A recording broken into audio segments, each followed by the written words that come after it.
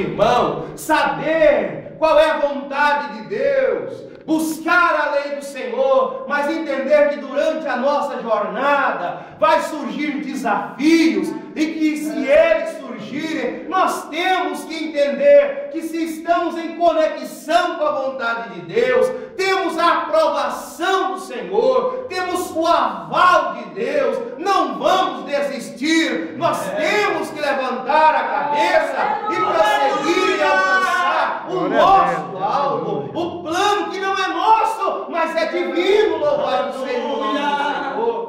A preocupação hoje, meu querido irmão, tem sido primeiro em buscar conhecimento, tem sido primeiro em conquistar títulos, tem sido primeiro em alcançar divisas, em alcançar degraus eclesiásticos, e o povo está esquecendo que o primeiro passo é colocar o meu coração ao comando divino, é colocar o meu coração em conectividade com o céu, é colocar o meu coração à disposição do Senhor, porque título, porque divisa, porque posição não vai trazer almas para a casa de Deus, mas vai sim resultar em vitória para a obra missionária, se Deus encontrar homens com coração preparado, em total conexão com o céu, a palavra pregada vai trazer resultado. Louvado seja o nome do Senhor.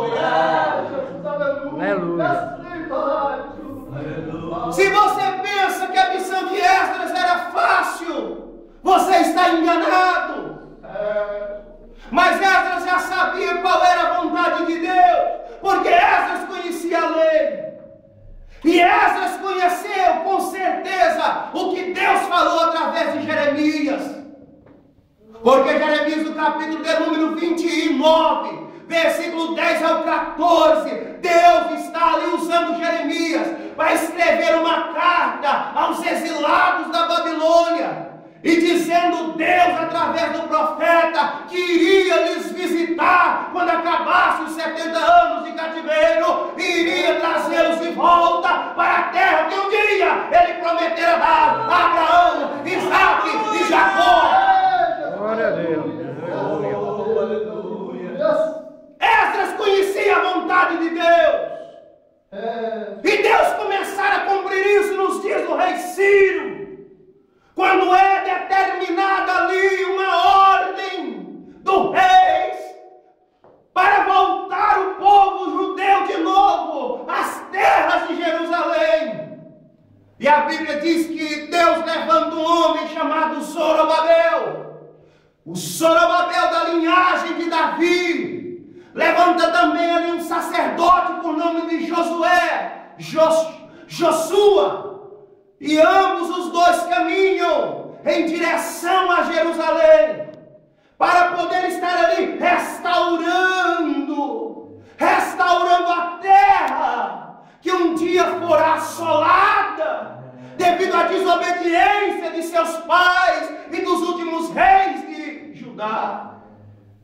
A Bíblia diz, meus queridos irmãos, que ao retorno, um grande grupo acompanha Zorobabel, de mais de 1 milhão de judeus na Babilônia, conquistada pelo rei Ciro. Somente 50 mil resolvem retornar.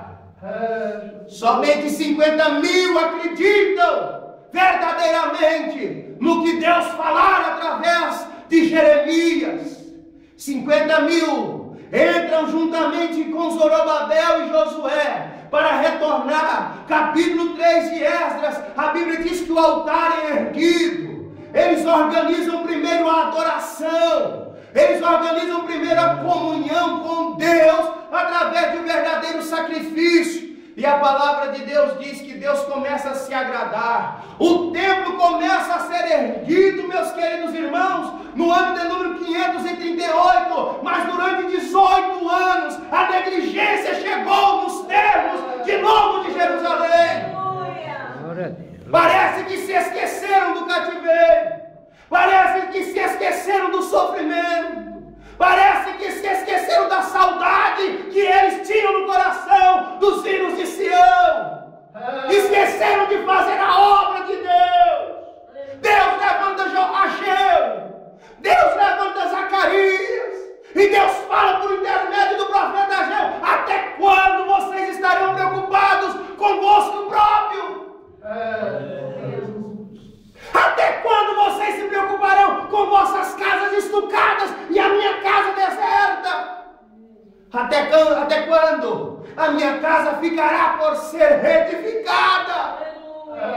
Mas a Bíblia diz que Deus levanta o espírito de novo de Zorobabel. A Bíblia diz, meus queridos irmãos, que Deus anima Zorobabel. O Espírito de Deus impulsiona o profeta a profetizar, para ver se o povo reanima, para ver se o povo olha de novo para as promessas do Senhor, como nós temos feito aqui aos domingos, às terças-feiras, às quartas-feiras, aos sábados, pregando-lhes a palavra profética, bíblica, para que você não durma, para que o seu queixo não encoste no peito e você esqueça de olhar para o alto, para a promessa, para a palavra, para o socorro divino. Aleluia! Aleluia. Jesus, aleluia. 70 anos de cativeiro. Deus visita o povo e o povo volta. Só que devido ao tempo passado na Babilônia, os costumes babilônicos, a cultura babilônica teve logicamente uma influência sobre os que retornam. E é necessário agora um homem que possa fazer essa conexão pré-exílio e pós-exílio. Não podia ser um homem qualquer. Tinha que ser um homem que amasse a palavra e o verdadeiro avivamento. Tinha que ser um homem que conhecesse de glória de verdade. Tinha que ser um homem que conhecesse a lei de verdade, para fazer agora o elo, para que não perdesse os valores da palavra e da lei do Senhor. E somente um homem que tivesse o coração de Deus, aleluia, e que amasse a lei de Deus, e que conhecesse o que é glória de verdade, é que Deus poderia levantar para trazer de novo o povo a verdadeira adoração e o verdadeiro louvor. Aleluia! Aleluia. Mas Esdras sabia que a única ferramenta que ele haveria de usar nesta grande empreitada de restauração espiritual e também de restauração moral era a lei de Deus. Ele não podia falhar em buscar a lei do Senhor.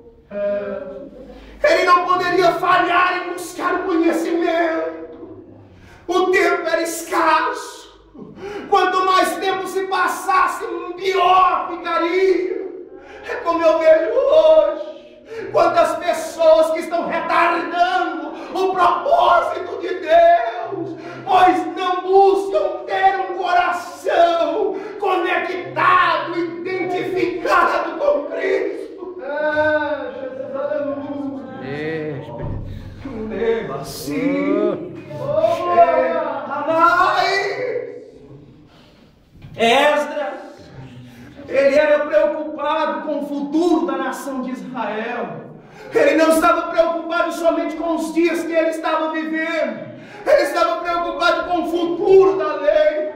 Ele estava preocupado com a juventude que acabara de sair da Babilônia, com tanta influência ruim. Como eu estou preocupado com você, jovem, com você, adolescente. Se Jesus não voltar daqui 10 anos, eu não sei o que será da igreja. Eu não sei o que será de ti, moço. A minha oração e a minha vontade é que Deus guarde a tua alma e que esses valores entrem no teu coração.